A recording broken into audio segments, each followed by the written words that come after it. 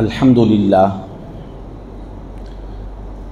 نحمدہ ونستعینہ ونستغفرہ ونؤمن بہ ونتوکل علیہ ونعوذ باللہ من شرور انفسنا ومن سیئات اعمالنا من یہدہ اللہ فلا مضل لہ ومن یضللہ فلا ہادی لہ ونشہد ان لا الہ الا اللہ وحدہ لا شریک لہ ونشهد أن سيدنا ونبينا ومولانا محمدا عبده ورسوله أرسله بالحق بشيرا ونذيرا صلى الله تعالى عليه وعلى آله وأصحابه وبارك وسلم تسليما كثيرا أما بعد قال الله تبارك وتعالى في القرآن المجيد فأعوذ بالله من الشيطان الرجيم بسم الله الرحمن الرحيم قل ان الفضل بید اللہ یؤتیہ من یشاء واللہ واسع علیم یختص برحمتہ من یشاء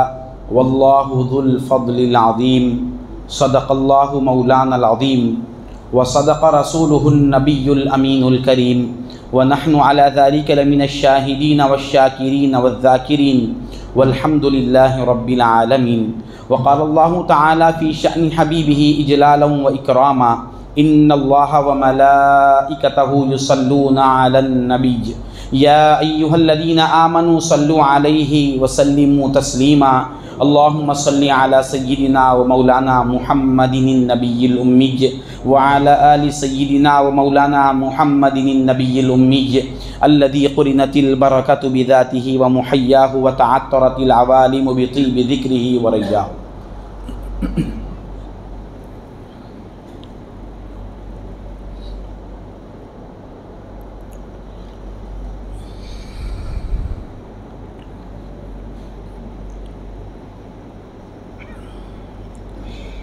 السلام علیکم ورحمۃ اللہ وبرکاتہ۔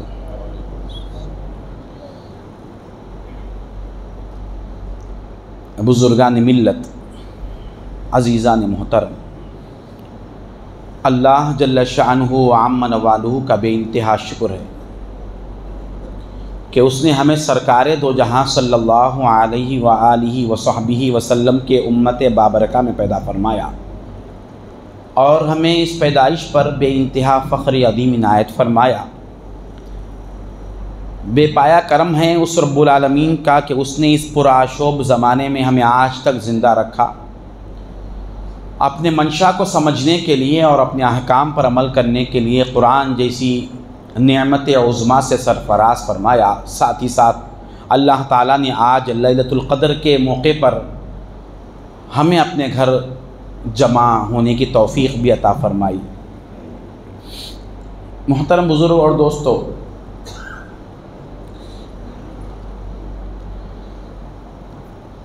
اللہ تبارک و تعالیٰ کی نعمتیں دو طرح کی ہے۔ ایک نعمت عامہ ہے،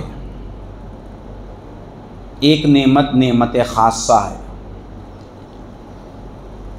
نعمت عامہ یعنی عام نعمت وہ ہے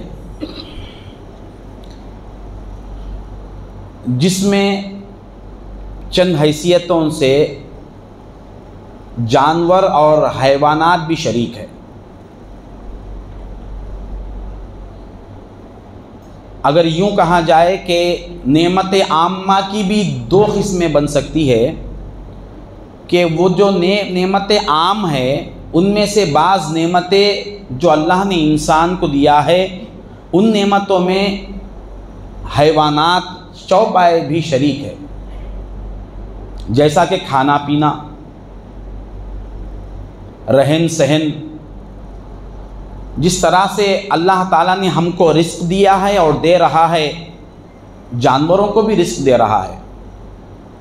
جانوروں کو بھی اللہ تبارک و تعالیٰ کے طرف سے کھانے پینے کی نعمتیں ملتی ہیں، لیکن یہاں پر بھی اللہ تعالیٰ نے انسان کو یہ خصوصیت رکھی کہ جو رزق اللہ تعالیٰ حیوانوں کو دیتا ہے، جانوروں کو دیتا ہے، ویسا رزق اس انداز کا ناپاک رزق انسان کو نہیں دیتا۔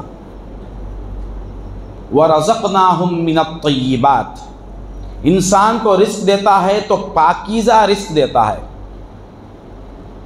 پاک رزق اللہ تعالیٰ دیتا ہے۔ کوئی حیوان ایسا نہیں ہے جو اپنے غذا کو پکا کر صاف کر کے دھو کر کھاتا ہو، یہ صرف انسان کا اعزاز ہے۔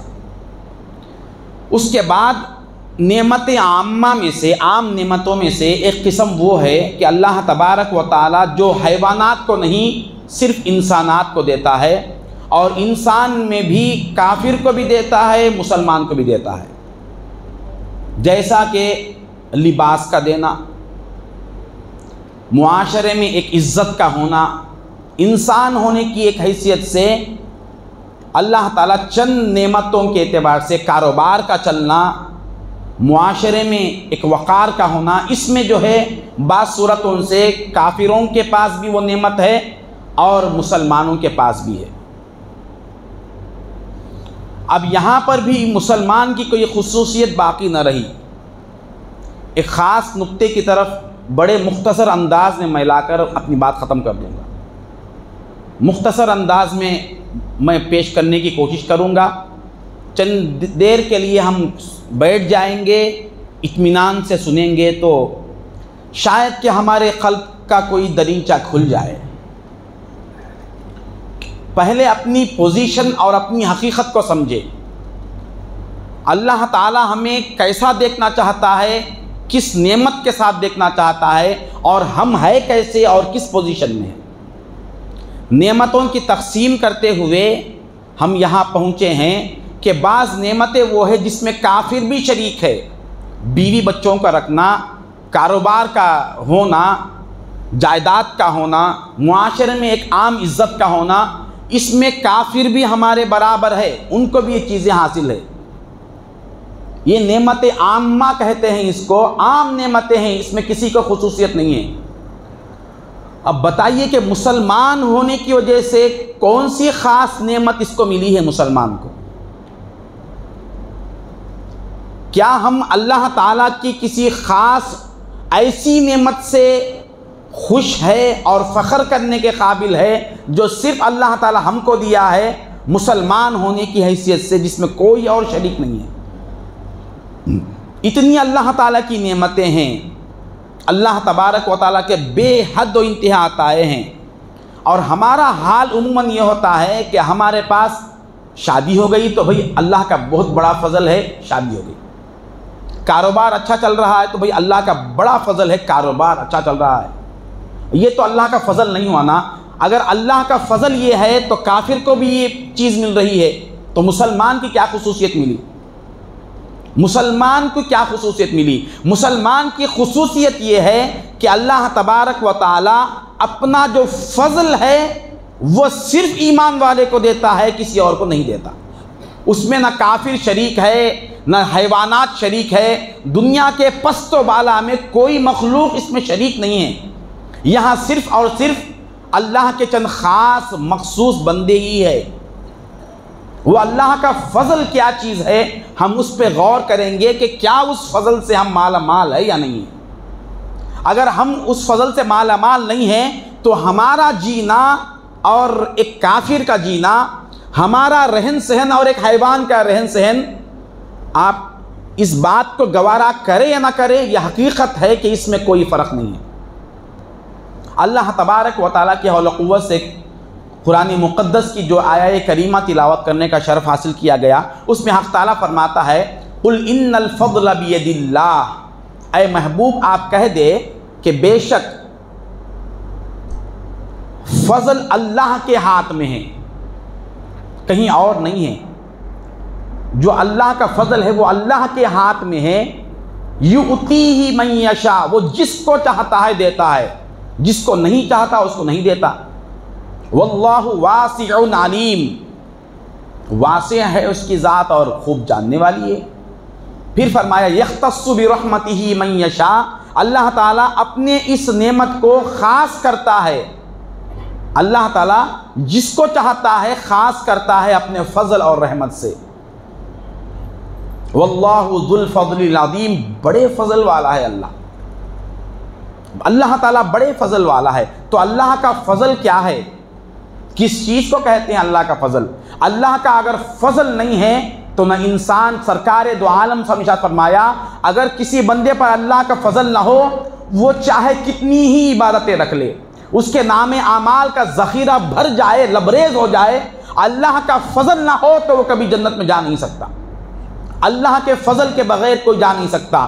یہاں تک کہ ایک مرتبہ حضور پاک صلی اللہ علیہ وسلم نے ارشاد فرمایا حضرت سیدتنا ام المؤمنین عائشہ صدیقہ رضی اللہ تعالیٰ عنہا سے کہ اللہ کے فضل کے بغیر اللہ تعالیٰ کسی کو کوئی بڑی نعمت یا جنت کا داخلہ نہیں دے گا۔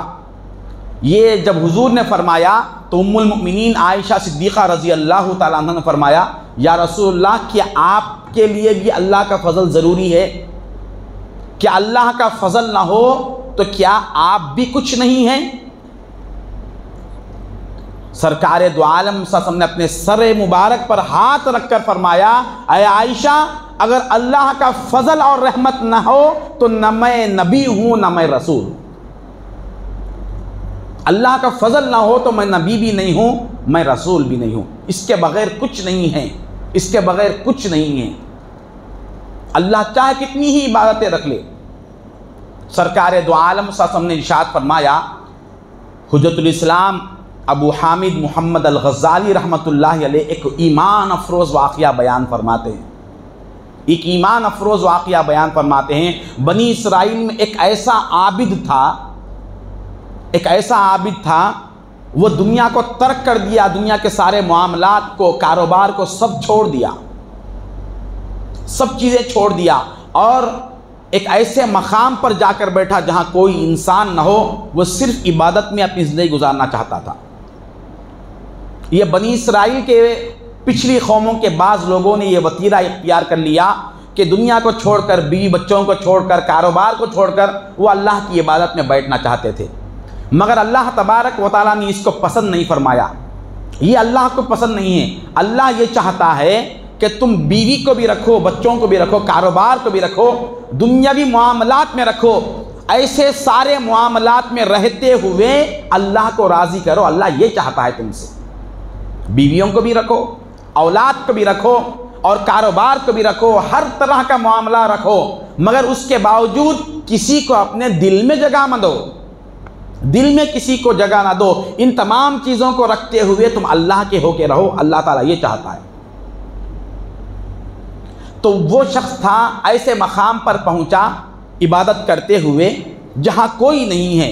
سرکار دو عالم صلی اللہ علیہ وسلم نے ارشاد فرمایا کہ وہ ایک ایسے غار میں اولاً پناہ گزین ہوا اور عبادت کرتا رہا۔ ایک زمانے کے بعد اللہ تبارک و تعالیٰ کے بارگاہ میں مقبول ہوا تو پھر وہ اللہ کے بارگاہ میں عرض کرنے لگا اے پروردگار مجھے ایک ایسا مقام عطا فرما۔ وہ تو عبادت کرتا تھا، عبادت کرنے کے بعد شام کے وقت باہر نکلتا تھا، جنگل میں جاتا تھا، جو کچھ ملتا وہاں سے اپنے غذا کا انتظام کرتا تھا۔ اس نے ایک دن اللہ سے کہا اے اللہ یہ میں اپنی غذا کی تلاش میں جو نکلتا ہوں اس میں تیری عبادت میں کمی آ جاتی ہے، لہٰذا تو میرے لیے ایسا انتظام کر کہ میں کسی غذا کی تلاش میں جانے کی مجھے ضرورت نہ پڑے۔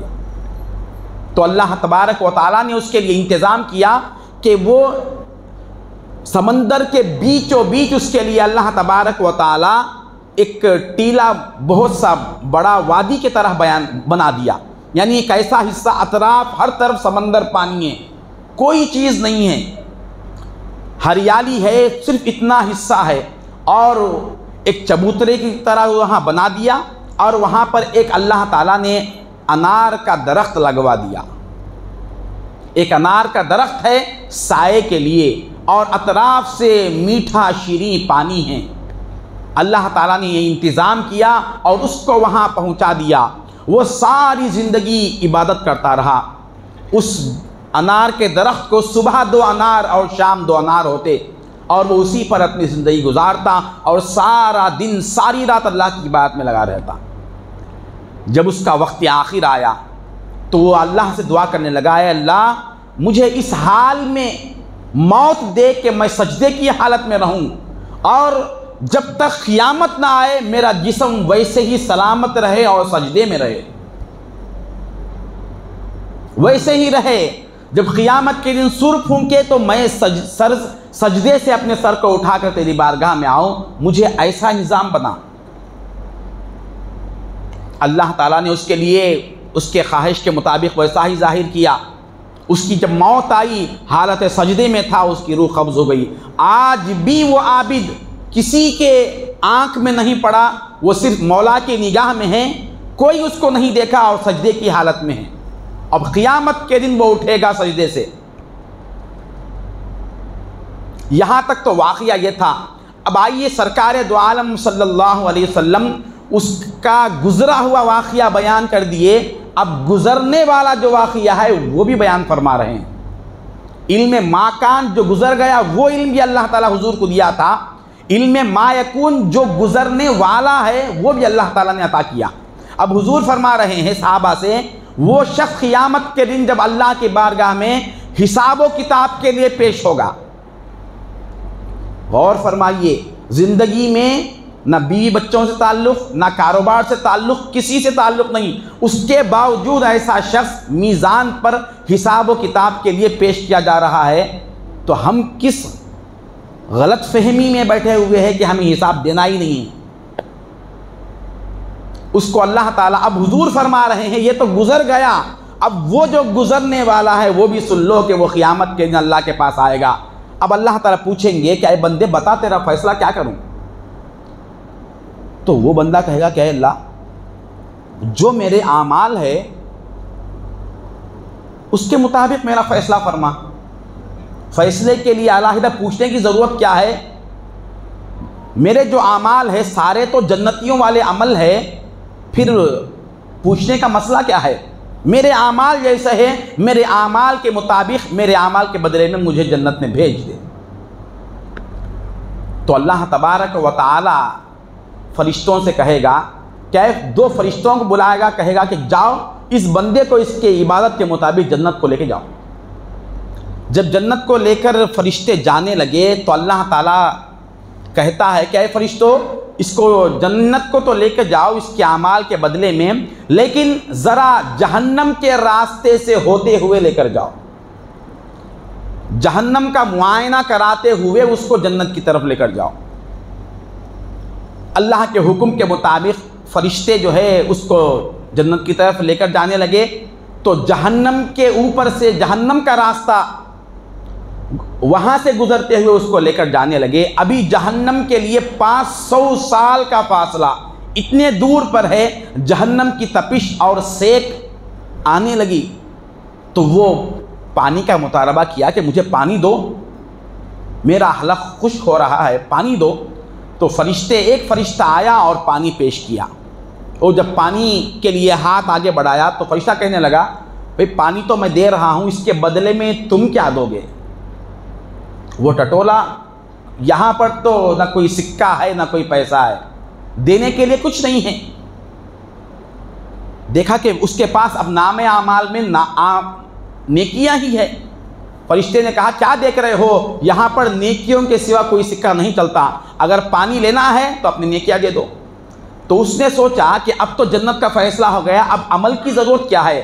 جو اتنی سال عبادتیں کیا اس کی ضرورت کیا ہے؟ تو اس نے آدھی نیکیاں اٹھا کر ایک پیالے پانی کے بدلے میں دے دیا۔ اس کے بعد پانی مل گیا اور پانی پی لیا۔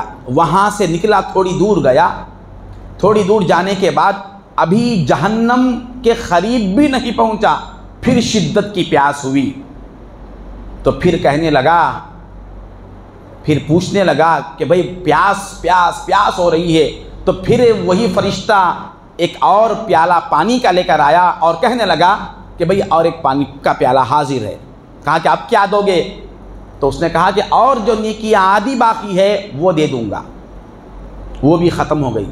اس کے بعد وہ پانی پی لیا اور آگے بڑھنے لگا، تھوڑی دور گیا، ابھی جہنم کے قریب ہی پہنچنے والا تھا، پیاس پہلے سے زیادہ بڑھ گئی۔ اب پھر پیاس کے لیے وہ جو ہے پانی مانگنے لگا، تو فرشتوں نے کہا کہ بھئی اب پانی تو پیش کریں گے مگر بدلے میں دینے کے لیے کیا ہے تیرے پاس؟ کچھ نہیں ہے۔ ادھر اللہ تعالیٰ کے بارگاہ سے ندا آئے گی کہ اے فرشتوں اس بندے کو واپس لاؤ۔ وہ بندہ اللہ کی بارگاہ میں پیش ہوگا، اللہ تعالیٰ پوچھیں گے کہ اے بندے چل تیرے نام اعمال پیش کر، پھر ایک بار حساب کر کے دیکھ لیں گے۔ دوبارہ تو اپنے نام اعمال پیش کر. تو وہ کہے گا کہ اے اللہ میرے تو عمل تو فیصلہ کر چکا ہے جنت کا، اب میں کہاں سے پیش کروں اعمال؟ تو اللہ تعالیٰ پوچھے گا کہ اے بندے تیرے اعمال تو تھے، اتنی برس کی عبادتیں تھی. روایت میں ہے کہ وہ 600 سال زندہ تھا. 600 سال کی عبادتیں، 300 سال کی عبادتیں ایک پیالے پانی کے بدلے میں، اور پھر 300 سال کی عبادتیں دوسرے پیالے کے بدلے میں ہو گئی. اللہ تعالیٰ پوچھے گا یہ بندے بتا تیرے پاس اعمال کہاں ہیں، تیرے نیکیاں کہاں ہیں؟ تو بندہ کہے گا کہ اللہ میرے نیکیاں تو 2 پیالوں کے بدلے میں ہو گئی. تو اللہ تعالیٰ پوچھے گا کہ اے بندے اب بتا تو ہی فیصلہ کر، 2 گلاس پانی کے بدلے میں جو عبادتیں برابر ہوتی ہے، 2 گلاس پانی کے برابر جو عبادتیں ہیں، کیا میں اتنی معمولی سی عبادتوں کے بدلے میں ہمیشہ ہمیشہ کی جنت دے دوں؟ یہ جو تو پانی پیا تھا یہ تو کسی جنت کا پانی ہی نہیں تھا. جنت کا پانی کچھ اور ہی ہوتا ہے. اگر وہ پی لیتا تو کبھی پیاسا نہیں ہوتا تھا. تو معمولی پانی پیا ہے، دنیا کا پانی تیرے سامنے پیش کیا گیا ہے. میں تیرے ان 600 سال کے عبادتوں کے بدلے میں جس کو تو نے 2 پیالے پانی کے بدلے میں دے دیا، اب تو اپنا فیصلہ کر. جس طرح پہلے تو فیصلہ کیا تھا اور فیصلہ مانگا تھا کہ جیسی عبادت ہے ویسا فیصلہ، جیسے نیکیاں ہے ویسا فیصلہ، جیسے اعمال ہے ویسا فیصلہ، تو اب بتا تیرے عبادتیں 2 پیالے پانی کے برابر ہے تو اس کے بدلے میں ہمیشہ کی جنت کیسے دوں؟ اب تو کیا کرے گا؟ تو اب بندہ گھٹنوں کے بل اللہ کی بارگاہ میں بیٹھ جائے گا اور کہے گا کہ اے پروردگار اب میں تیرے فضل کا طالب ہوں، میں تیرے فضل کا طلبگار ہوں. تو اگر فضل کرے گا تو میں جنت میں جا سکوں گا، میرے اعمال سے میں جنت میں نہیں جاؤں گا. کہ اللہ تعالیٰ کہے گا کہ اے بندے تجھے جہنم میں بھیجنا میرا ارادہ ہرگز نہیں ہے. میں تجھے جہنم کے راستے سے جو گھما کر لے جانے کا حکم دیا تھا، تجھے جہنم کا سیک پہنچانا یہ مقصد نہیں تھا. میں تجھے بتانا چاہتا تھا کہ تو اپنی عبادتوں کی وجہ سے کچھ نہیں ہے، اپنے اعمال کی وجہ سے کچھ نہیں ہے، اپنی نیکیوں کی وجہ سے کچھ نہیں ہے، ہمارے فضل کی وجہ سے ہے کچھ ہو. اس کے بغیر تو کچھ نہیں ہے، ہمارے فضل کی وجہ سے ہے. ہم تجھے یہ بتانا چاہتے تھے. تو نے جب کہا تھا کہ میرے اعمال کے بدلے میں فیصلہ کرو تو تیرے اعمال کا یہ حشر ہے. میں تجھے اگر جنت میں نہیں بھیجنا ہے تو میں تجھے اتنی عبادت کی توفیق نہیں دیتا تھا. صرف بتانا یہ چاہتا تھا کہ عبادتوں کی توفیق میں دیتا ہوں، مگر بدلے جنت جو ہے اس کا بدلہ نہیں ہے، وہ ہمارے فضل کا بدلہ ہے.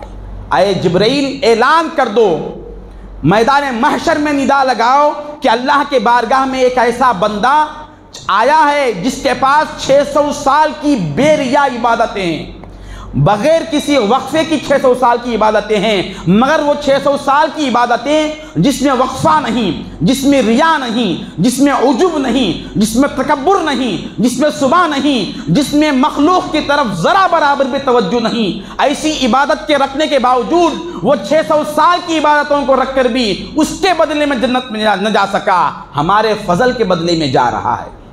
لوگوں میں اعلان کر دو کہ ہمارا فضل ہی جنت میں لے کر جاتا ہے. ہم کہاں ہیں؟ ہمارے پاس اللہ کے فضل کا ایک الگ معنی ہے، وہ معنی نہیں ہے جو اللہ اور اس کے رسول کے پاس ہے. فضل حق کا مطلب جو ہم سمجھتے ہیں کہ بھئی کاروبار اچھا چل رہا ہے اللہ کا فضل ہے. کافر کا بھی تو کاروبار اچھا چل رہا نا، بعض کافر ہم سے اچھا کاروبار کر رہے ہیں. قرآن کہہ رہا ہے کہ ہم اپنے فضل کو خاص لوگوں کو دیتے ہیں، ہر ایک کو نہیں دیتے.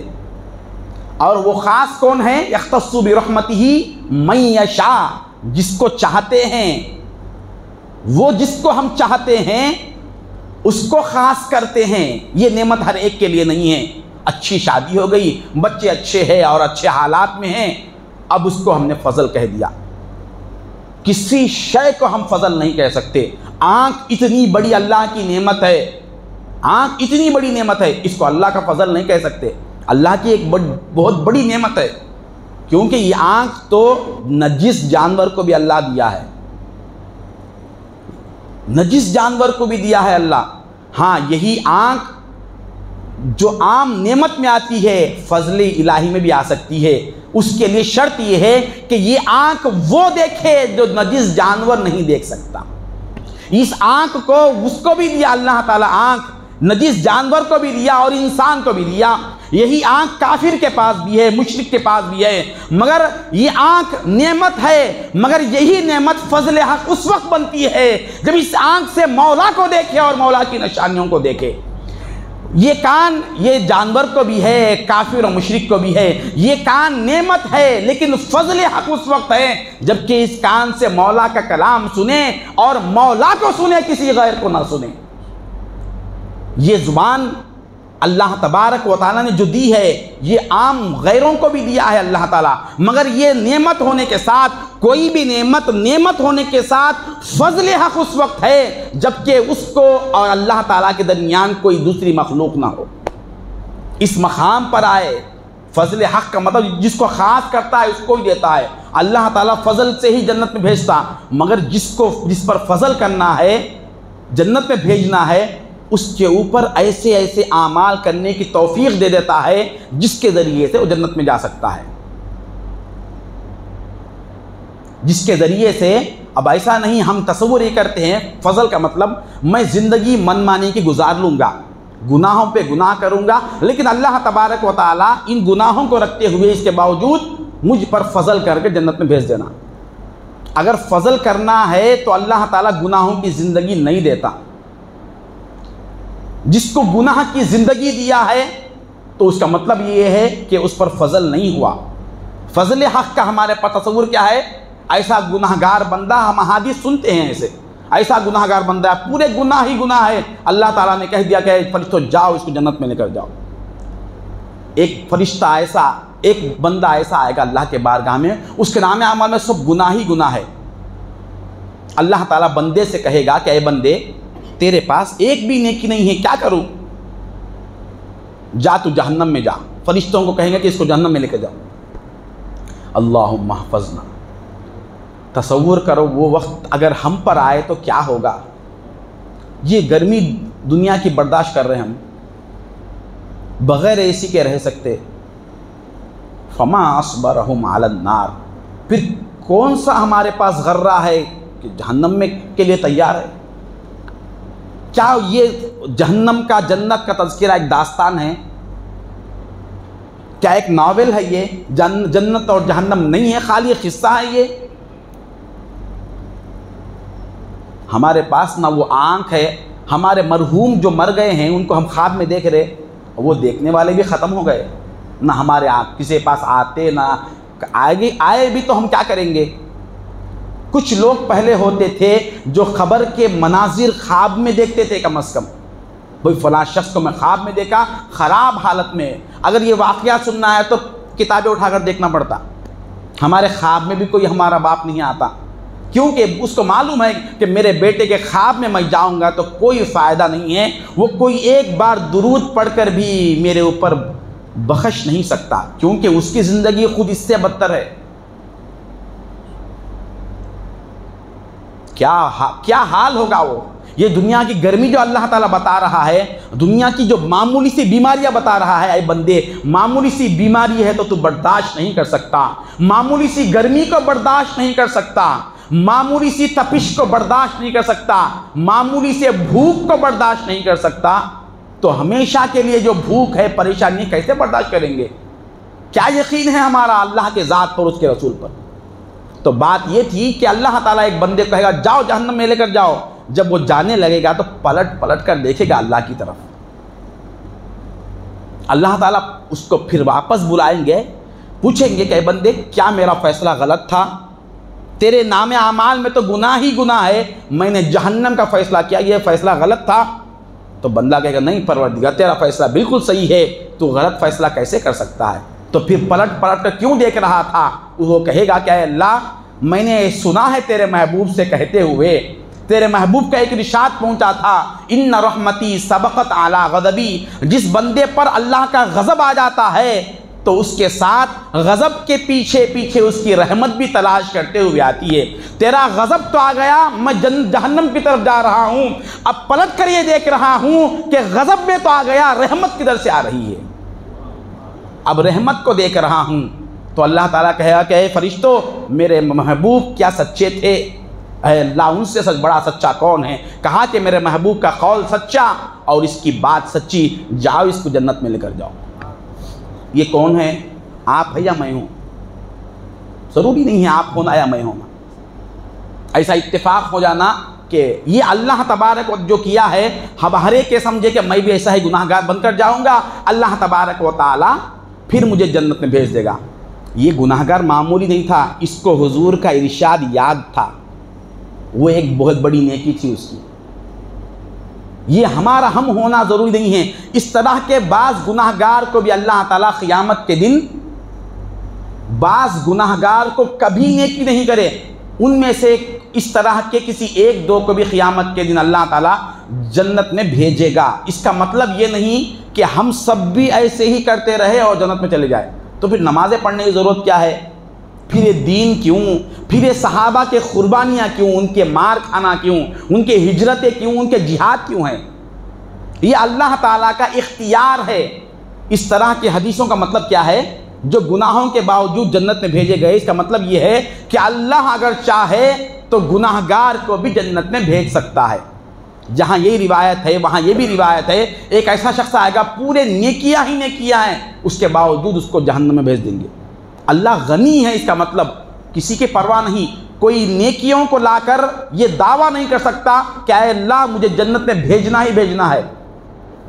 اے اللہ اگر گناہ گار آ جائے تو اس کے بارے میں کوئی فرشتہ یہ نہیں کہہ سکتا کہ اے اللہ یہ گناہ گار ہے لہذا اس کو جہنم میں بھیج دے، وہ اللہ کا اختیار ہے۔ مگر اللہ کا ایک قانون ہے، کام قانون کا ہوتا ہے۔ بات کیا ہے؟ قانون کا ہے۔ اگر حکومت آندھرا پردیش کی طرف سے یہ آرڈر آ جائے کہ بغیر ہیلمٹ کے کوئی گاڑی چلائے گا تو اس کو چلان کر دیا جائے گا، اتفاق سے پولیس ٹھہرے ہوئے ہیں، اب پولیس جو ہے جو ہیلمٹ کے بغیر جا رہے ہیں اس کو پکڑ رہے ہیں اور کونے میں لے کر جا رہے ہیں، چالان کٹ رہا ہے۔ اتفاق سے وہ آرڈر ہمیں نہیں پہنچا تھا، نہیں دیکھے تھے، ہماری گاڑی ادھر سے گزری، وہ دو چار پولیس کسی اور کو پکڑنے میں تھے، ہماری طرف نگاہ نہیں گئی، ہم بچ کر نکل گئے۔ اس کا مطلب کیا ہے؟ اچھا آج تو بچ گیا، اب ہمیشہ سے بغیر ہیلمٹ کے پھروں۔ وہ شخص کیا کرے گا؟ غنیمت آج میں بچ گیا۔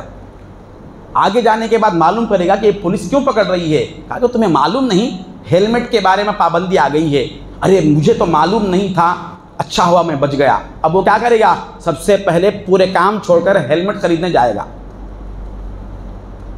یہ آسان سی بات ہے، کوئی اگر اتفاق سے بچ گیا تو اس کا مطلب یہ نہیں کہ زندگی سب ایسے ہی گزر جائے۔ قانون یہی ہے کہ پکڑا گیا تو پکڑا جانا لازمی ہے۔ اللہ تعالیٰ کا قانون بھی یہی ہے کہ جو شخص زندگی نیکی کی گزارے، اطاعت کی گزارے، پرہیزگاری گزارے، اسی کے لیے جنت ہے، اور جو گناہ کر کے جنت میں جانا چاہے یہ شخص ایسے ہی ہے جیسے یہ اتفاق سے ہیلمٹ نہیں پہن کے بچ گیا اور ویسے ہی زندگی گزارنا چاہ رہا، دوسرے مرتبہ پکڑے جاتا۔ یہ ہمارے ہندوستان کی ایک معمولی سی حکومت ہے۔ اب آپ باہر جائیں گے، سعودی عرب امارات میں جائیں گے، وہاں ایک پولیس نہیں رہتا، ہیلمٹ تو دور کی بات، وہاں کار کی موٹر گاڑی کی سپیڈ بھی متعین ہے، سپیڈ بھی متعین ہے، 200 کلومیٹر کی سپیڈ سے ہی جانا لاسٹ ہے ان کے ہائی وے پر۔ اس سے اگر 1 کلومیٹر سے بھی کم کا حصہ اگر وہ پار کر لے تو وہ پار ہوتے ہی اس کے میسیج میں چلان آ جائے گا۔ اب 1-2 نہیں، یہاں کے 20,000 30,000 بہت بڑی رقم پڑتی۔ ان کے پاس ایسے کیمرے ہیں اور ایسا انتظام ہے، پولیس تو نظر ہی نہیں آتا وہاں پر، وہاں کا فوراً 1 سیکنڈ میں جیسے ہی ادھر کاٹا ہمارا آگے بڑھا، ادھر سے فوراً میسیج آ گیا کہ تمہارے پاس، اور وقت بھی رہتا کہ اتنے مدت میں یہ ہو جانا۔ اگر وہ دن ہونے کے بعد بھی وہ چلان نہیں بنا، ایسا کبھی بھی نہیں ہوا، تو فوراً پولیس آ جاتی ہے اور ان کی کار سیز ہو جاتی۔ میں جو مثال دیا ایک دم معمولی پولیس، معمولی قانون کا، کبھی چھوڑ دیا، رشوت لے لے کے بھی چھوڑ دیتے، بچ جاتے، کوئی بڑا آدمی آ جائے کہ منسٹر کا بچہ آ جائے وہ بھی بچ گیا، یہ بہت سے مسائل ہے۔ اور دوسرے ممالک میں سختی ہے۔ اب الہی حکومت میں کیا ہوگا؟ اللہ تعالیٰ جب پکڑنے کے مسئلے میں آئے، وَكَذَلِكَ أَخْذُ رَبِّكَ إِذَا أَخَذَ الْقُرَىٰ وَهِيَ ظَالِمَةٌ إِنَّ أَخْذَهُ أَلِيمٌ شَدِيدٌ، وہ جب پکڑنے پر آئے کوئی چھڑا نہیں سکتا۔ تو بات یہ ہے کہ اللہ تبارک و تعالیٰ کے فضل کا مطلب یہ نہیں کہ گناہ کر کے اللہ تعالیٰ کیسا بھی چھوڑ دے اور جنت میں چلے جائے، دو برابر نہیں ہو سکتے۔ جہنمی اور جنتی، مسلمان اور مجرم دو ایک نہیں سکتے، لا یستوون، یہ دونوں برابر نہیں ہو سکتے۔ رات میں جاگنے والا اللہ کے بارگاہ میں اور سو جانے والا، یہ دو ایک نہیں ہو سکتے۔ اللہ کے بارگاہ میں رونے والا اور اللہ تبارک و تعالیٰ کے آیتوں کو دیکھ کر مذاق اڑانے والا ایک نہیں ہو سکتا۔ دکان میں بیٹھنے والا اور مسجد میں بیٹھنے والا، نماز ایک کی چھوٹ رہی ہے اور ایک پڑھ رہا ہے، یہ دونوں کو ایک جنت میں بھیجیں گے تو یہ فیصلہ ہے؟ بالکل نہیں۔ ہمارے ساتھ اگر ہم کسی عبادت کو ترک کر دیے، فجر چھوڑ دیے، تو فیصلہ خود ہم کر لے کہ آج کی فجر میری چھوٹ گئی ہے تو اللہ تعالیٰ اپنے فضل خاص سے مجھے ہٹا لیا ہے، اب میرا راستہ جہنم کی طرف مڑ گیا ہے۔ اگر اللہ کا فضل ہوتا، کچھ لوگ وہ ہوتے اللہ کے برگزیدہ بندے جن کو اللہ سونے نہیں دیتا، کچھ بندے وہ ہوتے ہیں جنہیں جاگنے نہیں دیتا۔ پہلے ہمارا ارادہ ہونا نا، بھئی نہیں اٹھ سکتے، بھئی تمہارا ارادہ ہونا، صبح اگر 4 بجے یا 3 بجے ہماری فلائٹ ہے، کیا کریں گے؟ بھئی آنکھ نہیں کھلتی لہٰذا میرا ٹائم چینج کر کے جو بولتے ہیں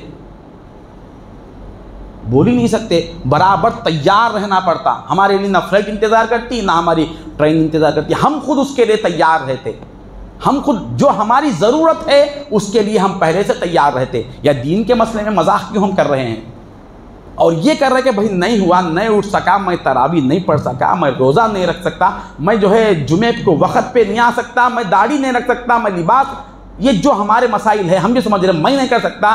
نہیں کر سکنے کا مسئلہ نہیں، اللہ تعالیٰ خود تمہیں اپنا فضل نہیں دیا۔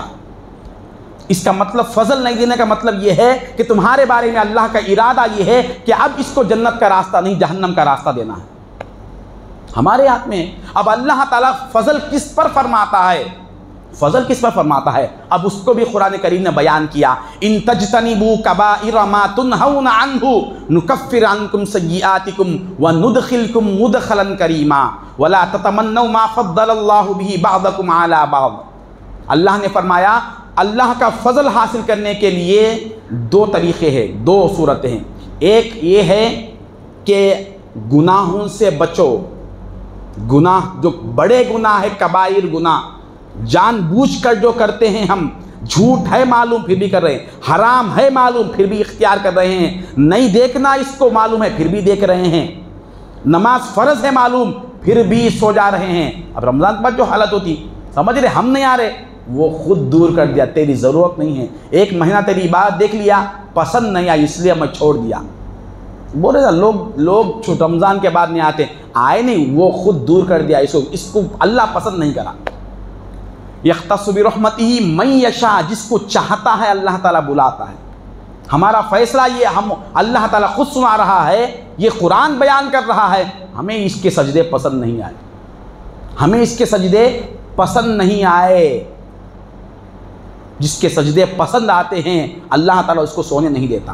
سرکار دو عالم صاحب ارشاد فرمایا، ہر دن صبح میں جب دنیا اللہ کے پاس سے آتی ہے، دنیا کہاں سے آتی ہے؟ اللہ کے پاس سے، وہ بھی اللہ کی مخلوق ہے، تو اللہ تعالیٰ دنیا کہتا ہے اے دنیا، یا دنیا غری غیر اولیائی، اے دنیا سب کے پاس جا، میرے اولیاء کے پاس مت جا، میرے اولیاء کو دھوکہ مت دے، غری غیر اولیائی، جو میرے دوست ہے ان کو دھوکہ مت دے، دوسروں کو پاس دھوکہ دے۔ کیوں؟ جس کو ہم چاہتے ہیں دنیا کا مل جانا اللہ کا فضل نہیں ہے دوست۔ سب سے بڑا، ہندوستان کا سب سے بڑا مالدار کون ہے؟ نام کو لینے کی ضرورت نہیں، آپ سب جانتے ہیں۔ کیا اس کی کوئی اہمیت ہے؟ کیا اپنی پوری دولت کو لے کر وہ ایک مسلمان، معمولی سی مسلمان کے معمولی سے سجدے کا برابری کر سکتا ہے؟ بالکل نہیں کر سکتا۔ کبھی مسلمان کو یہ سوچنا بھی نہیں چاہیے اس کے پاس اتنی دولت ہے، میرے پاس کیا ہے۔ ارے ذرا دیکھ تو لے اپنی گریبان میں جا کر کتنا بڑا دولت مند ہے، کتنا بڑا دولت مند ہے۔ ربما یود الذین کفروا لو کانوا مسلمین، قیامت کے دن یہ مالدار جن کو اللہ تعالیٰ سر سے پیر تک مال میں ڈبو دیا تھا، ان کے محلات پر دنیا رشک کرتی تھی، ان کے دولت کے چرچے ہوتے تھے، ان کے آنے جانے پر لوگ اٹھ کر کھڑے ہو جاتے تھے، ان کے بڑے بڑے سیکیورٹی ہوتے تھے، بڑی بڑی گاڑیاں ہوتی تھی، یہ لوگ ایک ادنا سے مسلمان کو دیکھ کر کہیں گے کاش ہمارے پاس کچھ نہ ہوتا، پہننے کے لیے جوتا نہ ہوتا، پہننے کے لیے کپڑے نہ ہوتے، کھانے کے لیے دانہ نہ ہوتا، مگر مسلمان ہوتا تو بس تھا۔ قرآن کہہ رہا ہے ربما یود الذین کفروا، وہ کافر یہ حسرت کریں گے کاش لو کانوا مسلمین، کاش ہم مسلمان ہوتے، میں کچھ نہ ہوتا مسلمان ہوتا۔ مسلمان کس کو کہتے ہیں؟ مولا کے نگاہ میں رہنے والے کو کہتے ہیں۔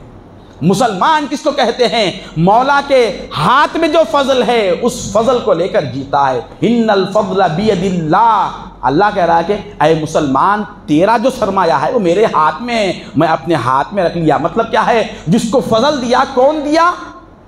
اللہ دیا ہے، جس کے ہاتھ میں ہے وہی دیا نا۔ رزق کے لیے فرشتوں کو بھیج دیا، دوسری نعمتوں کو دے دیا، لیکن فضل کے بارے میں کہہ رہا ہے ہمارے فضل کی شان یہ ہے جس کو فضل دیتے ہیں کسی کے ذریعے سے نہیں دیتے، ہم خود آ کر دیتے ہیں کیونکہ یہ ہمارے ہاتھ میں ہے۔ ان الفضل بید اللہ، فضل حق کا مطلب کیا ہے سمجھے؟ اللہ کی فرما برداری آنا، اللہ کو راضی کرنے کا جذبہ آنا۔ وہ ہر چیز ہر ایک کو ناراض کر دیتا، اللہ کو ناراض نہیں کرتا۔ ہم اللہ کو ناراض کرنے کے لیے سب کو راضی کر لیتے۔ کدھر جا رہے ہیں دوست؟ کدھر جا رہے ہیں؟ وہ لوگ جو 600 سال کی عبادت کر کے جنت میں نہ جا سکے، ہماری عمر بھی 600 سال نہیں ہے۔ اللہ تعالیٰ اتنے بڑے بڑے موقع لا کے دیا ہے امت محمدیہ پر، تو اللہ تعالیٰ فضل ایسے بچھیر دیتا ہے پوچھو مت۔ یہ مہینہ کون مانگ کر لایا تھا؟ کب دعا کیا تھا کسی نے؟ ہاں کوئی دعا کیا تھا کرنے والا، کسی کی دعا تھی، کسی کے آنسو تھے، ان آنسوؤں کا صدقہ ہے جو آج اس رات اتنی رات گئے بیٹھے ہوئے ہیں۔ ایک رمضان خود دے دیتا تو یہ خود بس تھا، مگر یہاں سے سرکار خاموش نہ رہے، اے پروردگار اس مہینے میں بھی میرے امت کی بخشش ہو سکتی یا نہیں ہو سکتی، کچھ تو ایسے منحوس ہے کہ اس مہینے سے بھی استفادہ نہیں کریں گے، لہٰذا ایک رات ایسی لے کر آ، ایک رات کے ذریعے سے ہی اس کی بخشش ہو جائے۔ شب قدر کا تصور ہمارے پاس کیا ہے معلوم؟ ایک رات جاگ لیے تو کل کے بعد جیسی چاہے من چاہی زندگی گزار لے، یہ ہے؟ یہ نہیں ہے۔ شب قدر کی آج کی رات اگر ہماری قبول ہو گئی، آج کی رات اگر کسی کو مل گئی، اس کی علامت یہ ہے کہ اس کو اللہ کا فضل مل جائے، صبح ہونے کے بعد رات کی زندگی سے وہ توبہ کرنے والا ہو جائے۔ نہیں تو آج کی رات آئی گئی۔ اچھی مثال دی فاضل مقرر نے، جس طرح ایک معمولی سا کیڑا بھی پانی میں غوطہ لگاتا ہے، کچھ نہ کچھ پانی لگ جاتا ہے اس پہ۔ رمضان اتنی رحمتوں کی بارش لے کر آیا، ہمارے دل پر کون سا خطرہ گرا؟ اگر گرا ہے تو اس کا اثر کیا ہوا؟ کیا کوئی توبہ ہم نے کی؟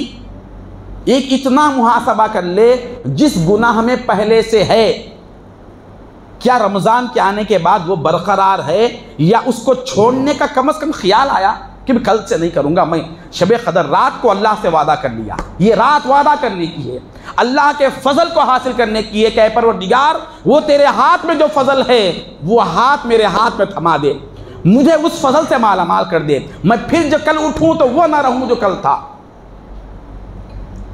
کل جو تھا وہ نہ رہوں میں۔ یہ اللہ تبارک و تعالیٰ کی بارگاہ میں حاصل کرنے کا ہے۔ تو یہ بتا رہا تھا کہ اللہ کا فضل ملتا کس کو ہے، اللہ کے فضل کا حقدار کون؟ جو بڑے گناہوں سے بچ جائے، ان تجتنبوا کبائر ما تنہون عنہ نکفر عنکم سیئاتکم وندخلکم مدخلا کریما۔ تم گناہوں کو چھوڑ دو جو کبائر ہے، جن سے اللہ نے روکا ہے، پہلی۔ دوسری چیز ولا تتمنوا ما فضل اللہ به بعضکم علی بعض، دوسروں کے پاس کوئی نعمت ہے، کوئی چیز ہے تو اس کی تمنا تم مت کرو، کسی کے پاس دولت ہے تو یہ تمنا مت کرو کہ ایسی دولت مجھے بھی مل جائے، کسی کے پاس عہدہ ہے تو یہ تمنا مت کرو کہ یہ مجھے مل جائے، کسی کے پاس علم ہے تو یہ تمنا مت کرو کہ وہ مجھ کو مل جائے۔ ہاں ایسا کہہ سکتے، اگر اچھی چیز ہے تو یہ بھی کہہ سکتے کہ اللہ جو تو اس کو دیا ہے ویسے ہی مجھ کو بھی عطا فرما دے۔ یہ حسرت ہے، رشک ہے، اس کو کیوں دیا، اس سے چھین لے اور مجھ کو دے دے، یہ حسد ہے۔ تو اس کا مطلب یہ ہے کہ وَلَا تَتَمَنَّوْا مَا فَضَّلَ اللَّهُ بِهِ بَعْضَكُمْ عَلَىٰ بَعْضٍ، اللہ جو دیا اس سے راضی ہو جاؤ۔ دوسری علامت فضل حق کو لینے کی، جو اللہ دیا ہے اس سے خوش رہو۔ کون ہے آج اللہ کے دیے سے خوش؟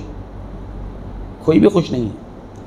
یہ دیتا تو اچھا تھا، مجھے یہ نہیں ہے، یہ ملا تو اچھا ہے۔ اس کا مطلب یہ ہے کہ کیا دینا ہے مجھ کو اللہ کو نہیں معلوم، اسی لیے میں خواہش کر رہا ہوں کہ اللہ یہ دیا تو اچھا ہے۔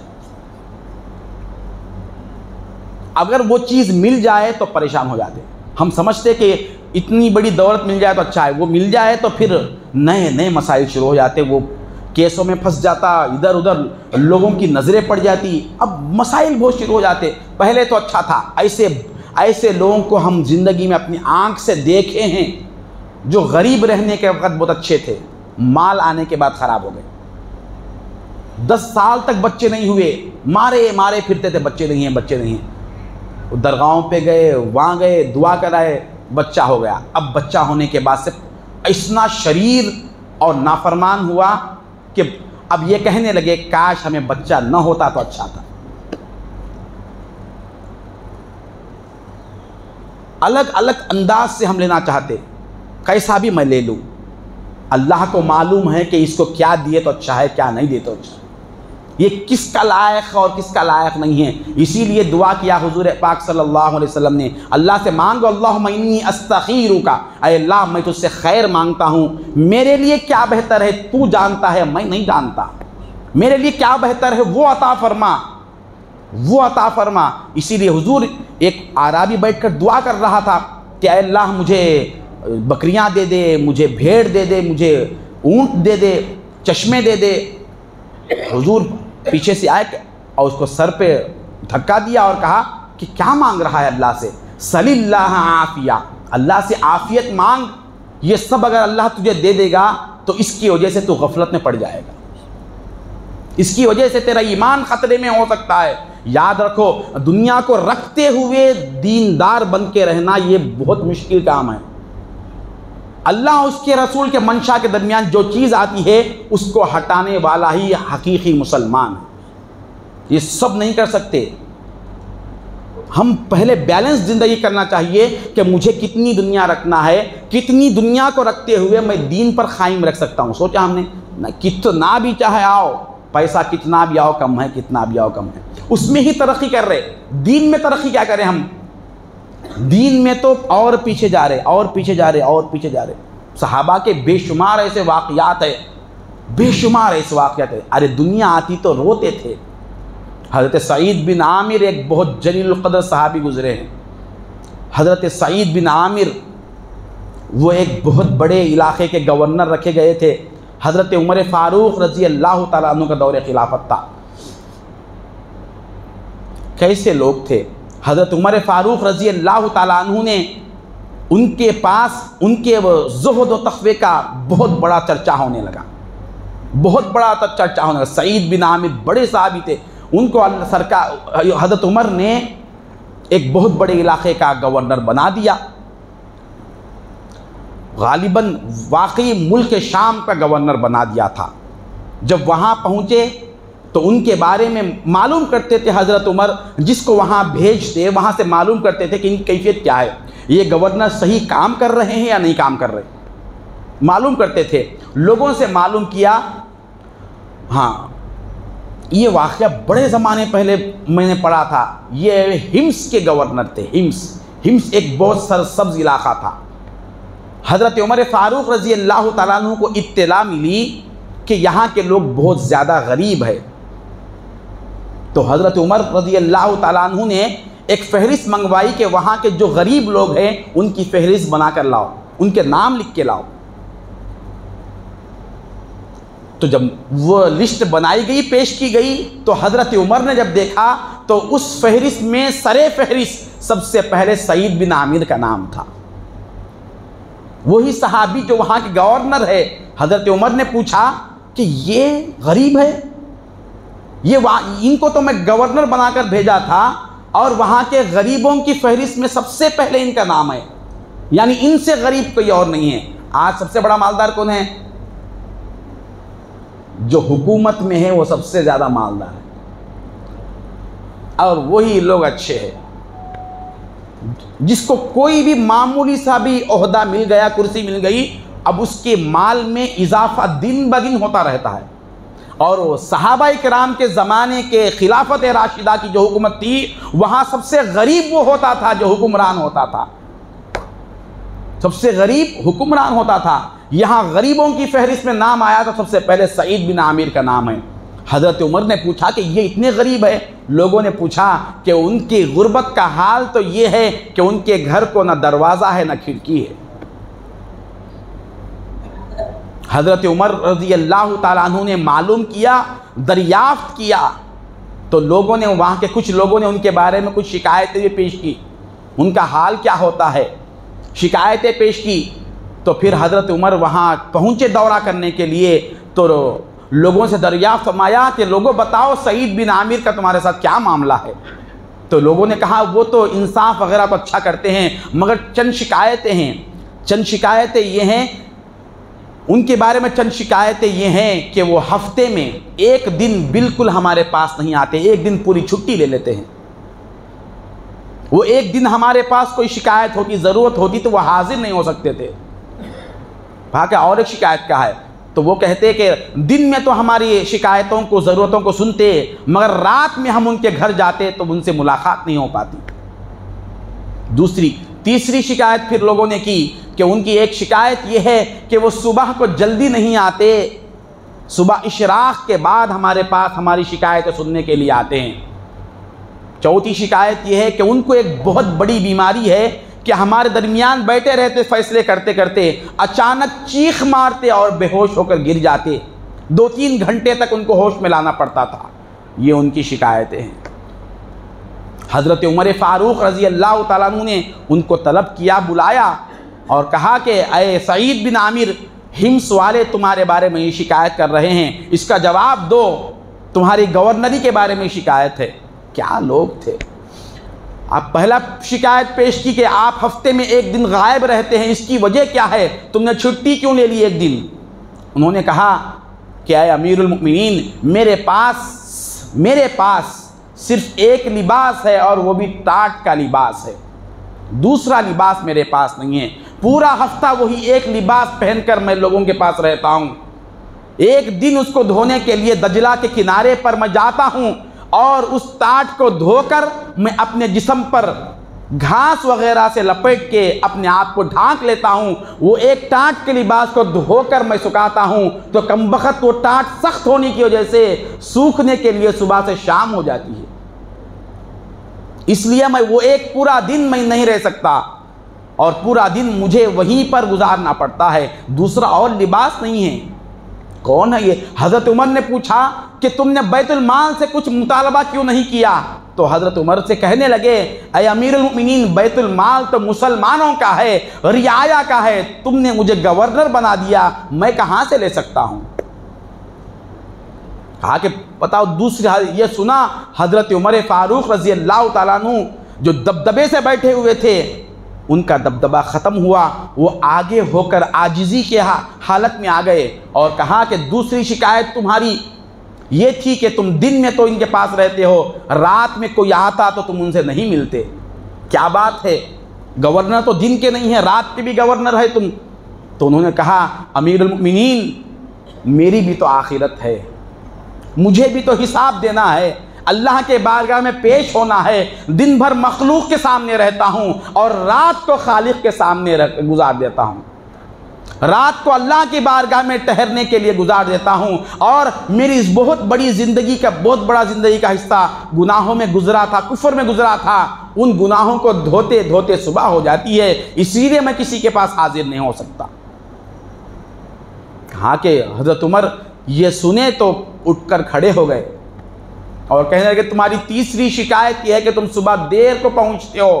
تو وہ کہنے لگے اے امیر المؤمنین، میری بیوی بیمار ہے، بہت زندگی میرے ساتھ تھی، میری بہت خدمت کی، میرے ماں باپ کی بھی خدمت کرتی تھی، اب وہ بوڑھی ہو گئی، اب وہ بیمار ہے، اس کی خدمت کر کے، اس کو کھلا کے اور اس کے کپڑے وغیرہ دھو کے اس کی خدمت کر کے آنے تک تھوڑا سا وقت گزر جاتا ہے۔ حضرت عمر نے پوچھا پھر تم کسی اور خادم کو کیوں نہیں رکھ لیے، کسی اور کو غلام نہیں رکھ لیے؟ تو حضرت عمر سے کہنے لگے سعید بن عامر، اے امیر المؤمنین، میں خود غلام ہوں، میں کسی کو اپنا غلام کیا بناؤں؟ اللہ کے رسول نے لوگوں کو غلام بنانے سے منع فرمایا ہے۔ اگر اللہ مجھ سے پوچھے کہ اے سعید، اپنی خدمت کے لیے، اپنی بیوی کی خدمت کے لیے کسی اور کو تو غلام کیسے بنا لیا، میں کیا جواب دوں؟ اور آپ ہی بتائیے انصاف کیا ہے؟ وہ عورت جو میری خدمت خود کی ہے، اب وہ کمزور ہو جائے تو میں غلام کو رکھ کے خدمت کراؤں یا میں خود خدمت کروں؟ آخری شکایت یہ سنا حضرت عمر اور زارو خطار رو پڑے، زارو خطار رو پڑے اور کہنے لگے اے عامر، سعید بن عامر، تمہاری آخری شکایت یہ تھی، لوگ یہ کہہ رہے ہیں کہ تم کھڑے کھڑے اچانک کیا بیماری تمہارے اندر ہے کہ تم گر جاتے ہو اور ہوش میں نہیں آتے؟ تو وہ کہنے لگے امیر المؤمنین، میں جب لوگوں کے درمیان فیصلے کرتا ہوں تو میرے گناہوں کی زندگی یاد آ جاتی ہے۔ میں بہت 40 سال کے بعد اسلام قبول کیا ہوں، مجھے جب 40 سال کے کفر کی زندگی یاد آتی تو میدان محشر کا منظر کھل جاتا اور ایسا لگتا کہ اللہ پوچھ رہا ہے سعید، 40 سال کی زندگی جو میری نعمتیں کھا رہا تھا، کافر بن کے تھا، اس کا حساب دے تو کیا حساب دوں؟ وہ جھٹکا مجھے لگتا، ایسا محسوس ہوتا جیسا کہ مجھے جہنم کی طرف گھسیٹ کر لے کر جا رہا ہے کوئی، تو میں جھٹ سے بے ہوش ہو کر گر پڑتا ہوں، اگر اس کا حساب لے تو میں کیا کروں؟ یہ حال ان کا تھا۔ کیا کہاں چلے گئے یہ لوگ؟ کیا لال جلتے تھی عورتیں، آج صرف دنیا کماؤ، دنیا جماؤ، چاہے کوئی ناراض ہوتا ہو تو ناراض ہو جائے، آخرت بگڑتی تو بگڑ جائے، تباہ ہوتی تو ہو جائے، خبر کالی ہوتی تو ہو جائے۔ اس کے بعد حضرت عمر اپنے مقام سے اٹھ کر آئے اور ان کو گلے لگا کر کہا، اللہ کی بارگاہ میں ہاتھ اٹھا کر کہنے لگا، اے پروردگار، مجھے ایک سعید کافی نہیں ہے، مجھے اور بھی اس طرح کے سعید بن عامر عطا فرما، اور بھی ایسے سعید بن عامر مجھے عطا فرما۔ اس کے بعد حضرت عمر سے کہنے لگے، اے امیر المؤمنین، میں یہ گورنری کا ذمہ اٹھا نہیں سکتا، مجھے اس کے بارے میں بھی خوف ہے کہ کہیں اللہ تعالیٰ میری پکڑ نہ کر لے، میں کسی کے ساتھ زیادتی نہ کر بیٹھوں، لہٰذا یہ لوگوں نے بھی میرے بارے میں شکایتیں کی ہے، شاید مجھے یہ لوگ پسند نہیں کرتے، اس ایک وجہ کو سامنے رکھتے ہوئے تم مجھے معزول کر سکتے ہو، لہذا مجھے معزول کر دو تاکہ میں اپنی بچی کی زندگی کو اللہ کی یاد میں فکر آخرت کے لیے استعمال کر لوں۔ وہ گئے، اب سرکار دعا، اب حضرت عمر فاروق رضی اللہ تعالیٰ عنہ معزول کر دیا اور وہ اپنے گھر چلے گئے۔ اب ان کے پاس رہن سہن کے لیے، کھانے کے لیے کوئی انتظام نہیں تھا۔ حضرت عمر فاروق رضی اللہ تعالیٰ عنہ نے ان کو مال غنیمت سے، بیت المال سے کچھ پیسے رقم روانہ دیے، تو انہوں نے جب جو شخص لا کر پیسے دیا تھا اس کو حضرت عمر نے کہا تھا جاؤ دیکھو کہ وہ پیسہ وہ کہاں استعمال کرتے ہیں، ہم ان کی زندگی ہم اور دیکھنا چاہتے ہیں۔ جیسے ہی یہ شخص پیسہ لے کر گیا، 40 دینار وہ لے کر پہنچے، تو حضرت سعید بن عامر کہنے لگے اتنا پیسہ کیوں لائے ہو؟ میرے گھر میں تو یہ پیسے لینے کے لیے کوئی چیز بھی نہیں ہے، میں کس چیز میں اس پیسے کو لوں؟ اندر سے بیوی کہنے لگی کہ امیر المؤمنین کا بھیجا ہوا تحفہ ہے، اس کو ضائع مت کریے، ہم اس سے بھی آخرت کو کمائیں گے۔ یہ کہہ کر اپنے دوپٹے کا ٹکڑا پھاڑ کر دیا تو اس میں انہوں نے پیسوں کو لے لیا، اور وہ حضرت عمر کے حکم کے مطابق گلی کے کونے میں ٹہر کر دیکھ رہا تھا کہ یہ پیسے کیا کریں گے۔ جیسے ہی پیسے لیے، مدینے کے سارے غربا، یتامہ، مساکین میں اعلان کر دیا کہ بھئی آ جاؤ، سعید کے گھر تمہارے لیے کچھ ملنے والا ہے۔ آن کے آن میں پوری دولت تقسیم کر دیے۔ حضرت عمر نے ان کو طلب فرمایا اور پوچھا کہ تم نے یہ مال اس طرح سے کیوں تم نے بھیج دیا؟ تو کہنے لگے اے امیر المؤمنین، اتنی دولت اگر اللہ کی مرضی کی علامت ہوتی تو یہ دولت دہلیز رسول کے اندر ہوتی، دہلیز رسول کے اندر تھی۔ کیا تم نے سرکار دو عالم کی زندگی میں کبھی اتنی دولت حضور کے گھر میں دیکھا ہے؟ اگر یہ خیر کی چیز ہے تو حضور کے دہلیز میں کیوں نہیں؟ اگر خیر کی چیز نہیں ہے اسی لیے تو نہیں تھی، جو چیز حضور کے گھر میں نہیں میرے گھر میں کیوں ہو؟ اسی لیے میں نے غریبوں میں تقسیم کر دیا۔ تمہارا گزارا کیسے ہو؟ کہا کہ میرے پاس ابھی تو 3 سیر جو ہے، وہ پہلے ختم ہوگا یا میں پہلے ختم ہوں گا نہیں معلوم، اگر وہ رہ جائے میں ختم ہو جاؤں، میری موت آ جائے، اس کا حساب میں کہاں سے دوں؟ دنیا سے اس طرح ڈرتے تھے۔ جو اللہ زندگی دیا ہے ان کی بھی زندگی گزر گئی، ان کی بھی زندگی گزر گئی۔ کیسے رشک کرنے والے لوگ تھے۔ حضرت عمر فاروق رضی اللہ تعالیٰ بار بار دعا کرتے تھے، اے اللہ ایسے لوگ جب تک میرے خلافت میں رہیں گے، قیصر و کسریٰ، ایک قیصر اور ایک کسریٰ نہیں، ہزاروں قیصر و کسریٰ آ جائے تو ان کے وجود کی برکت سے میں سب پر فتح حاصل کروں گا۔ تو بات میں وہاں سے لایا تھا کہ اللہ کا فضل دنیا ملنا نہیں ہے، دنیا ملتی ہے تو ملے، یہ ضرور ایسا مسئلہ نہیں ہے۔ دنیا کو دین میں استعمال کرنے کا ہنر جس کو آتا ہے، دنیا حد سے زیادہ رکھنے کی اجازت اسی کو ہے، اس کو آپ کنورٹ کر سکے دین میں، وہ ہے آتے ہی پیسہ۔ ہمارا پہلا خیال یہ ہوتا کہ اس سے میں کیا خریدوں، کیا بناؤں، بھائی اس سے میں آخرت کیسے کماؤں، یہ ہم نے سوچا۔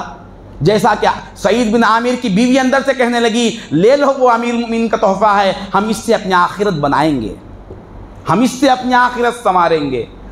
تو بات یہ تھی، اللہ کے فضل کو حاصل کرنے کے لیے 2 علامتیں ہیں، اپنے گناہوں کو چھوڑ دے۔ دوسری میں یہ عرض کر رہا تھا کہ اللہ نے جو دیا ہے اس سے راضی رہے، اضافہ دنیا کو نہ مانگے، یہ جس کے اندر کیفیت ہے۔ آگے قرآن فرماتا ہے لِلرِّجَالِ نَصِيبٌ مِّمَّا اكْتَسَبُوا وَلِلنِّسَاءِ نَصِيبٌ مِّمَّا اكْتَسَبْنَا۔ مردوں کے لیے وہی ہے جو ان کو دیا گیا، عورتوں کے لیے وہی ہے جو ان کو دیا گیا۔ وَاسْأَلُوا اللَّهَ مِن فَضْلِهِ، اللہ سے اس کا فضل مانگو۔ اب یہاں پر اللہ تعالیٰ مانگنے کا حکم دیا۔ پورے قرآن کے 30 پاروں میں اللہ تعالیٰ نے بندوں کو حکم دیا کہ اللہ سے مانگو، دعا کرو، دعا کی فضیلت آئی۔ وَإِذَا سَأَلَكَ عِبَادِي عَنِّي فَإِنِّي قَرِيبٌ، سب آئے اللہ سے مانگو، ادعونی استجب لکم، مجھ سے مانگو میں جواب دیتا ہوں۔ مگر کسی جگہ اللہ نے منشن کر کے نہیں فرمایا کہ یہ مانگو، یہ مانگو کہہ کر کسی لفظ کو نہیں فرمایا، صرف ایک چیز اللہ نے کہا، وَاسْأَلُوا اللَّهَ مِن فَضْلِهِ، اللہ سے صرف اس کا فضل مانگو اور کچھ نہ مانگو۔ ایک جگہ ہے قرآن میں، اتنا پروردگار جس کے خزانے بے حد و انتہا ہے، جب وہ اپنے بندوں کو دینے پر آ رہا ہے، مانگنے کا گر سکھا رہا ہے، تو خود کہہ رہا ہے کہ اے میرے بندو، اتنی بڑی دنیا ہے مگر میری اس چیز کو مت مانگو، میرے ہاتھ میں جو ہے وہ مانگ لو، میرے ہاتھ میں جو ہے، ارے وہ ہاتھ میں جو ہے وہ ملنا ہاتھ والا ملنے کے برابر ہے۔ ہاتھ والا مل جاتا ہے جس کے ہاتھ میں فضل حق حقیقت میں حق ہے، جس کو فضل ملا اس کو حق مل گیا۔ اسی لیے مفسرین فرماتے ہیں فضل کا ترجمہ بعض حضرات نے مولا کے ذات سے ہی کہا، فضل حق کا مطلب یہ ہے کہ اس کو مولا مل گیا۔ اطلبنی تجدنی، اے آدم کے بیٹے مجھ کو طلب کر، مجھ کو مانگ، کیا دنیا کو مانگتا ہے؟ ان وجدتنی وجدت کل شیء، میں مل گیا ہر چیز مل گئی، وان فتنی فاتک کل شیء وانا خیر لک من کل شیء، میں نے نہیں ملا تو کچھ نہیں ملا۔ اسی لیے کتنا بھی دنیا لے لو اور ہرس بڑھتے رہتی۔ جس کو مولا مل گیا اس کے اندر سے فوراً دنیا کی ہرس ختم ہو جاتی، ہر شے کی ہرس ختم ہو جاتی۔ حضور نے فرمایا یہ ساری دنیا کی حیثیت اللہ کی نظر میں کیا ہے معلوم؟ ارشاد فرماتے ہیں لو تعدلوا، حضور فرماتے ہیں دنیا کی مثال دے کر کہ دنیا اللہ کی نظر میں کیا ہے، لو کانت الدنیا تعدل عند اللہ قدر جناح بعوضہ لما سقا کافرا منہ شربۃ ماء، اگر اس کی اہمیت اللہ کے پاس، دنیا کی اہمیت ایک مچھر کے پر کے برابر بھی ہوتی تو کسی کافر کو ایک گھونٹ پانی اللہ نہیں دیتا تھا۔ ایک معمولی مچھر کے پر کی کوئی اہمیت ہے، وہ اگر کسی کو دے دیا تو مالدار ہوگا؟ ویسے تو بہت مچھر جس کے گھر میں وہ بہت بڑا مالدار ہوگا، ہرگز نہیں ہو سکتا۔ تو اللہ تعالیٰ پوچھ رہا ہے اپنے فضل کو مانگو۔ فضل حق کا مطلب یہ ہے کہ اپنے احوال کو دیکھے، میرے اندر اگر اطاعت ہے، اللہ کی فرما برداری میں میری زندگی گزر رہی ہے، اللہ کے فرما برداری کا ذوق اور شوق ہے، اس کی فرما برداری سے ہٹ گیا تو دل میں فکر آ جائے، تو یہ اس کا مطلب ہے کہ میں اللہ کے فضل کا حقدار ہوں۔ یاد رکھیے، جس کو اللہ جنت میں بھیجنے کا ارادہ کرتا ہے اس کو دنیا میں جنتی والے اوصاف عطا فرماتا ہے، جہنمی والے اوصاف جس کو دیتا ہے ہرگز اس کے بارے میں اللہ کا ارادہ جنت میں بھیجنے کا نہیں ہوتا۔ یہ پکی بات ہے۔ زمین میں اگر آم کی گٹلی بوئیں گے تو کیا انار نکلے گا؟ یہاں پر تو سب برابر ہے، جو بیج ڈالتے ہیں ویسا ہی جھاڑ ہے۔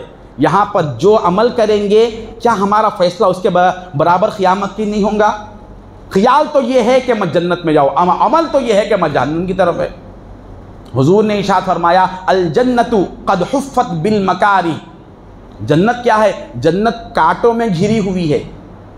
والنار قد حفت بالشہوات واللذات، اور جہنم لذت اور شہوتوں سے گھری ہوئی ہے۔ جو شخص لذت کی طرف، مزے کی طرف اور شہوتوں کی طرف گیا، تو خواہشات کی طرف گیا، تو اس کا راستہ جہنم کی طرف ہے۔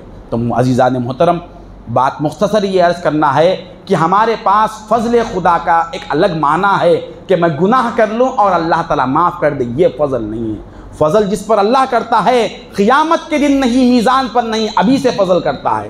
ابھی سے فضل کر کے اللہ تعالیٰ اس کو اس قابل بنا دیتا ہے کہ وہ اللہ کے بارگاہ میں آئے تو وہ جنتی بن سکے، پہلے سے قابل بنا کر لاتا ہے۔ کیا خیال ہے اگر کوئی ٹیچر جو ہے اپنے اسٹوڈنٹ کو سال بھر تو پڑھایا نہیں اور امتحان میں آ کے اس کو بول کر کامیاب کرانا چاہے، ایسی کامیابی کیا فائدہ ہے؟ یہ صحیح سچا پکا وفادار ٹیچر نہیں ہے، ایماندار نہیں ہے۔ ایماندار ٹیچر استاد وہ ہے جو بچے کو امتحان سے پہلے امتحان میں کامیاب ہونے کے قابل بناتا ہے، کامیاب ہونے کے قابل بنا کر اس کو کامیاب بنا کر خوش ہوتا ہے، دیکھو میں اس پر میں اس کے لیے ایسے راہ بنایا تھا۔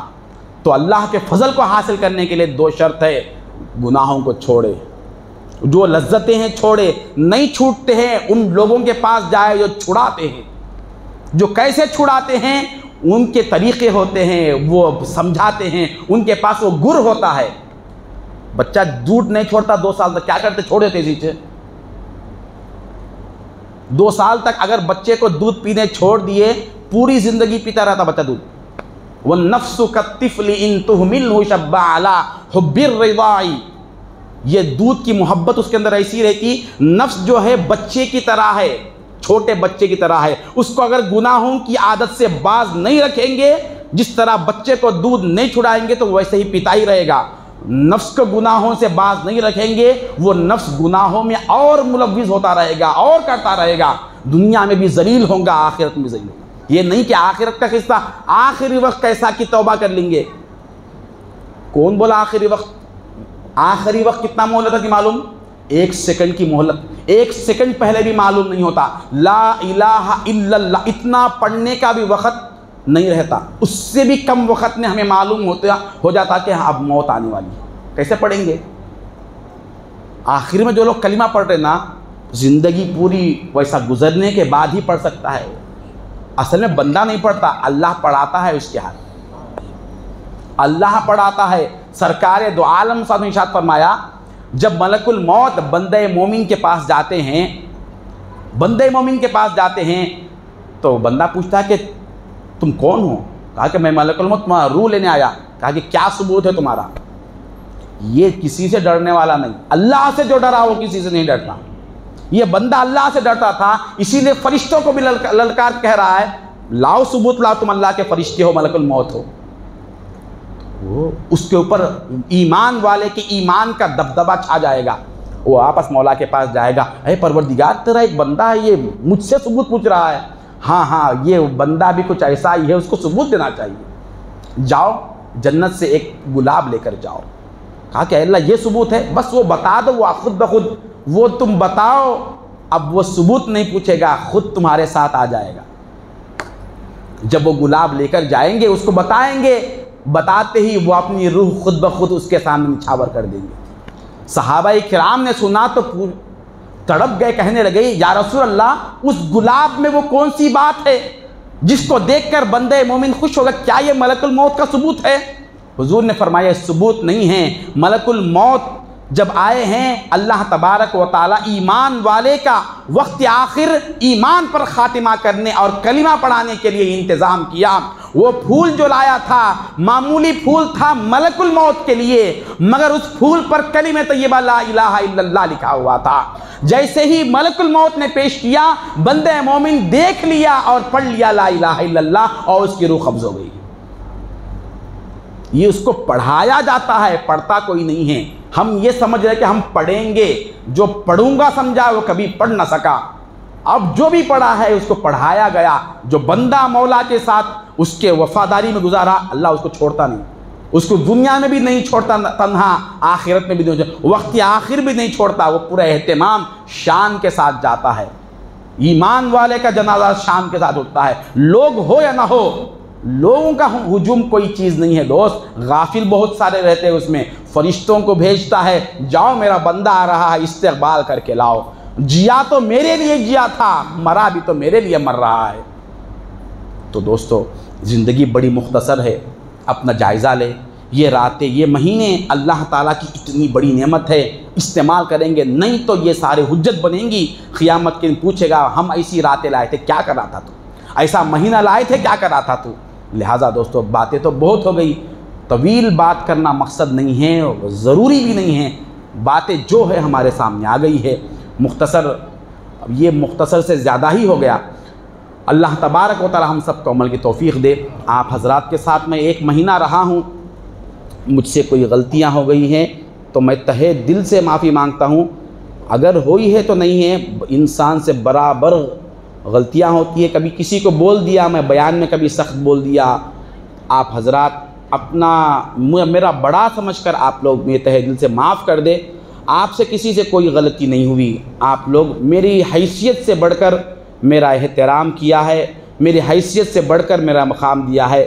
میں جہاں ٹھہرنے کا لائق نہیں تھا آپ مجھے وہاں ٹھہرائے، جہاں بیٹھنے کا لائق نہیں تھا وہاں آپ نے بٹھایا ہے۔ پھر بھی کوئی سمجھ رہے ہیں غلطی ہوئی، میں 1000 بار معاف کر دیا۔ اللہ تعالیٰ آپ کو سلامت رکھے، آپ کے دنیا اور آخرت کو کامیاب فرمائے۔ اللہ تعالیٰ ہم سب کے گناہوں کو معاف فرمائے۔ یا اللہ ہمارے بڑوں کو سلامت رکھ، چھوٹوں کو سلامت رکھ، ہر دو کی خوشیاں ہم کو نصیب فرما، لیلۃ القدر کی رحمتوں مغفرتوں برکتوں سے مالا مال فرما، مولا ہمارے زندگی میں انقلاب عطا فرما، ہمارا خاتمہ ایمان پر فرما، تیرے محبوب کے منشا کے مطابق زندگی گزارنے کی توفیق عطا فرما۔